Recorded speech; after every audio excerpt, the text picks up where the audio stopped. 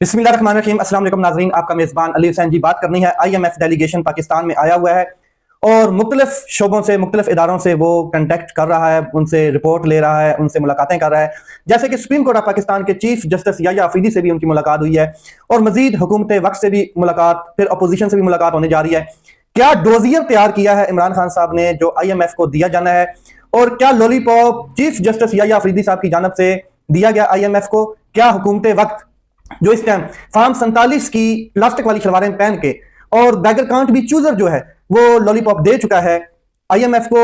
SIFC ने कितनी सरमायाकारी लाई पाकिस्तान में, उसने कामयाबी हासिल की या नाकामी हासिल की? IMF किस लिए आया है पाकिस्तान? हालांकि जो अगला किस्त है, जो अगली किस्त है, वो तो मार्च में जाके देनी है IMF ने पाकिस्तान को।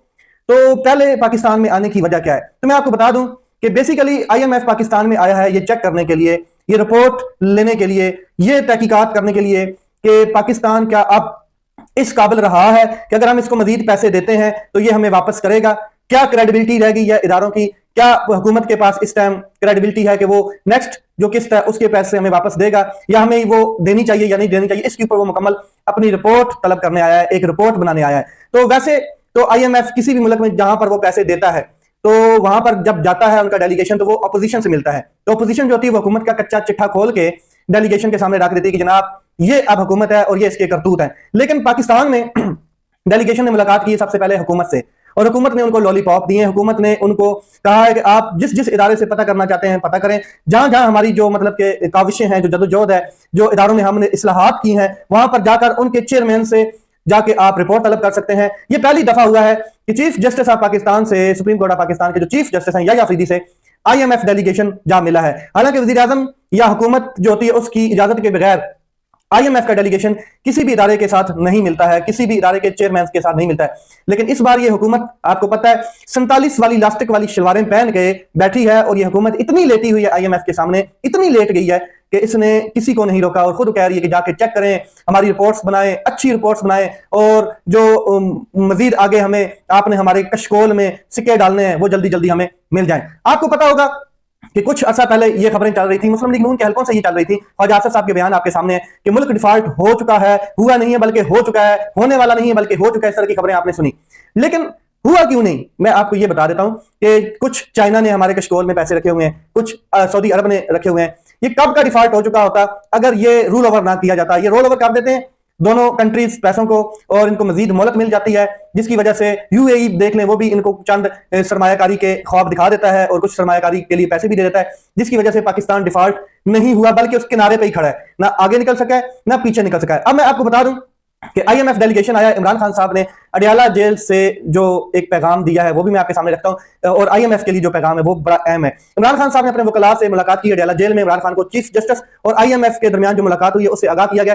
इमरान खान ने कहा कि जब मैं IMF से मिला तो मेरे दौर में जब IMF डेलीगेशन आया तो मैंने कहा कि फ्री एंड फेयर इलेक्शन जरूरी है, लेकिन अब हालात देख लें, मौजूदा हुकूमत के पास अवाम का मैंडेट ही नहीं है। इंसानी हुकूक से मुतल्लक मामला इतने खराब हैं कि जो हुकूमत है वो संभाल नहीं पा रही। इमरान खान ने वकला से इन्हें आगाह करने के लिए कहा कि आप IMF को इन चीजों के ऊपर आगाह करें, ब्रीफ करें। और इमरान खान साहब को यह भी कहा गया कि जो आपका खत है जो आपने चीफ जस्टिस याह्या अफरीदी साहब को लिखा है उसके हवाले से भी एक रद्द अमल आया है। वो जो चीफ जस्टिस याह्या अफरीदी साहब है उन्होंने खत पढ़ लिया, उनको पहुंच चुका है। तो इमरान खान ने अपोजिशन लीडर उमर अयूब को अहम हिदायत जारी की है कि जब IMF आपसे मिले, जो डेलीगेशन है वो आपसे जब मिलने आए तो उन्हें वो डोजियर पेश करें जो सुप्रीम कोर्ट ऑफ पाकिस्तान में जमा कराया गया है। ये वो डोजियर है, ये वो एक चार्ज शीट है इस हुकूमत के खिलाफ, इस निजाम के खिलाफ, इस ताकतवर अशराफिया के खिलाफ, ये माफिया के खिलाफ, और जिसने अदलिया और बाकी तमाम इदारे बर्बाद कर दिए हैं उनके खिलाफ, जो सुप्रीम कोर्ट ऑफ पाकिस्तान में डोजियर पेश किया गया इमरान खान साहब की जानब से।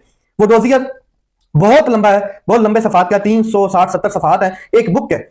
तो वो इमरान खान साहब ने उमर अयूब साहब को कहा है कि आपने ये वाला डोजियर, ये जो डोज है, ये आपने IMF डेलीगेशन के सामने पेश करनी है। तो साथ में हिदायत की गई इमरान खान साहब की जानब से कि IMF को 26वीं आईनी तरमीम और अदलिया के अंदर कत्ले आम से मुतल्लक ब्रीफिंग दी जाए और साथ में वो सारी स्टोरी सुनाई जाए जो रिजीम चेंज के बाद अब तक इनके साथ जुल्म किया गया है, इंसानी बुनियादी हकूक की जो पामालियां हैं उनके हवाले से। तो इमरान खान साहब जाहिर है बिल्कुल डटे हुए हैं। इमरान खान साहब ने अपोजिशन लीडर उमर अयूब को क्लियर हिदायत जारी कर दी और उमर अयूब साहब ने भी ये क्लियर कहा है कि जो कुछ हुआ है वो हम IMF के सामने एज इट एज रखेंगे।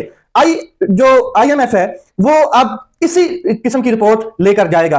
इमरान खान साहब ने बता दिया है कि किस किस्म की रिपोर्ट IMF को फीड करनी है, कौन सा चेहरा दिखाना है इन लोगों का। मैं आपको बता दूं सरमायाकारी करिए पाकिस्तान में आर्मी चीफ ने बड़ी कोशिश की और खुद इसमें एक स्टेप आगे हुए और एक इदारा भी बनाया गया SIFC, और ये इसमें आर्मी चीफ का बड़ा अहम किरदार है।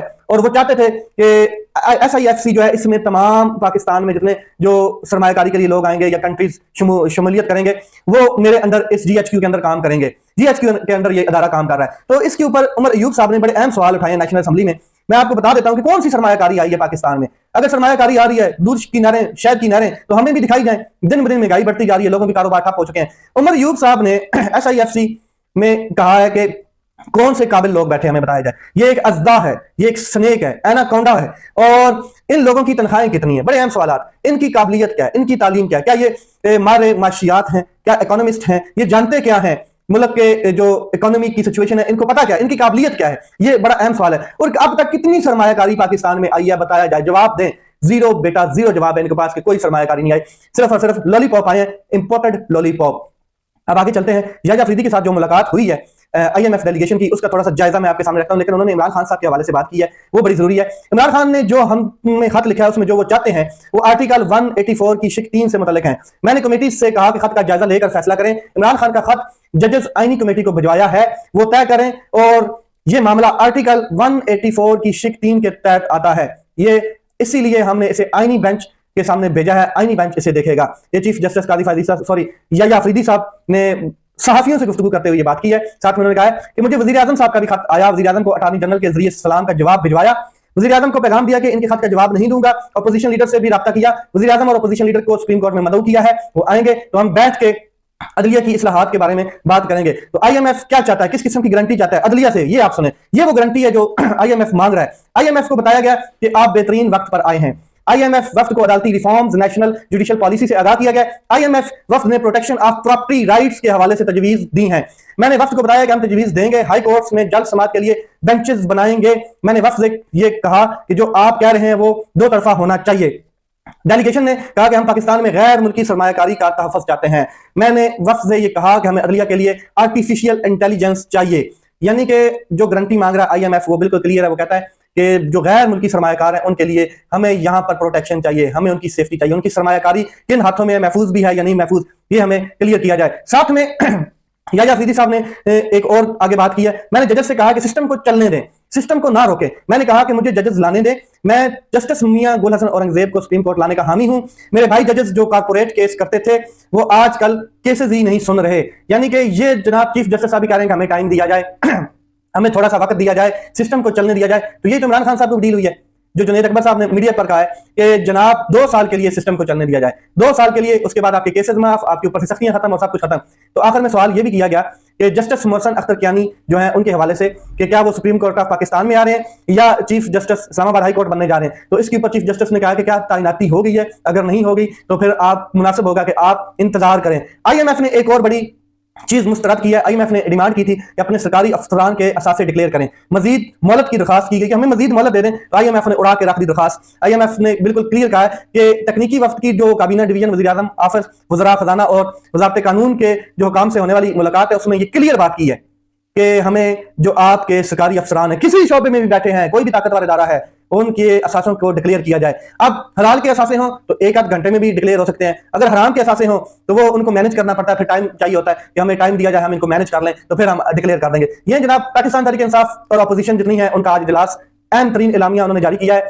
इमरान खान की रिहाई, नए इंतखाबात जो है उनका मुतालबा, इंसानी हकूक की खिलाफ वर्जियों की मजम्मत, चीफ जस्टिस से IMF वफ्द की मुलाकात, इस पर हैरानगी का इजहार किया और ये वाकई पहली दफा हुआ है।